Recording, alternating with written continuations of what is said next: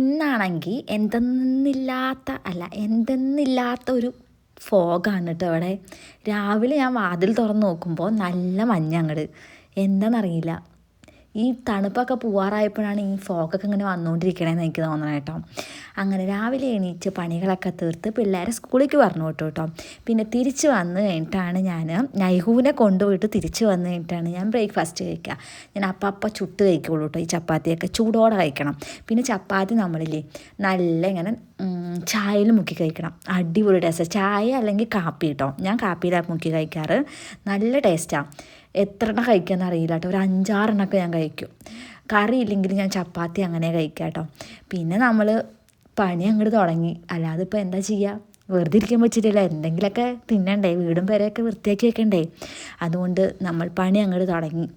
ആദ്യം തന്നെ ഞാൻ തുണിയൊക്കെ അങ്ങോട്ട് വിരിച്ചു വിട്ടു കേട്ടോ. പിന്നെ നമ്മൾ പഴയ കോട്ടറിൽ നിന്ന് കൊണ്ടുവന്ന നമ്മുടെ ചെടികളുണ്ടായിരുന്നു കേട്ടോ. അതിൽ കുറച്ച് കറിവേപ്പില, പുതിനയില, അങ്ങനെ കുറച്ച് സ്നേക്ക് പ്ലാന്റ് അങ്ങനെ ഉണ്ടായിരുന്നു കേട്ടോ. അതൊക്കെ ഒന്ന് പരിപാലിക്കുകയായിരുന്നു ഞാൻ വെള്ളം ഒഴിച്ചിട്ട്.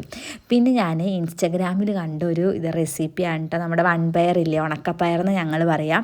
അത് വെച്ചിട്ട് തേങ്ങ ഒന്നും അരയ്ക്കാനില്ല, പക്ഷെ ഇതിൽ നല്ല തിക്കായിട്ടിരിക്കണം. നല്ല ടേസ്റ്റ് ഉണ്ട് കേട്ടോ. അത് ഞാൻ ഇൻസ്റ്റയിൽ കണ്ടതാട്ടോ. കുറേ ആയി സേവ് ചെയ്ത് വെച്ചിട്ട്. എന്നിട്ട് ഞാൻ കണ്ടുപിടിക്കാൻ കുറച്ച് പാടുപെട്ടു കേട്ടോ. നാലെന്തായി, പക്ഷെ പയറ് വെന്തുണ്ടായിരുന്നില്ല. ഞാൻ ഈ പയറ് വെള്ളത്തിലിട്ട് വെക്കാറില്ല കേട്ടോ. അതുകൊണ്ടാണ് തോന്നുന്നു.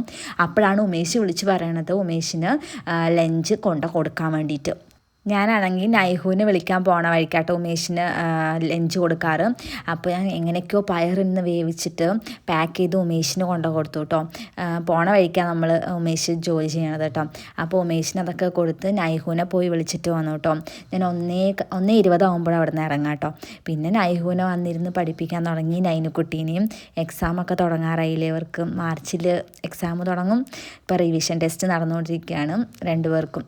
അത്രേ ഉള്ളൂ. അപ്പോൾ ശരി, ടാറ്റ, ബൈ ബൈ.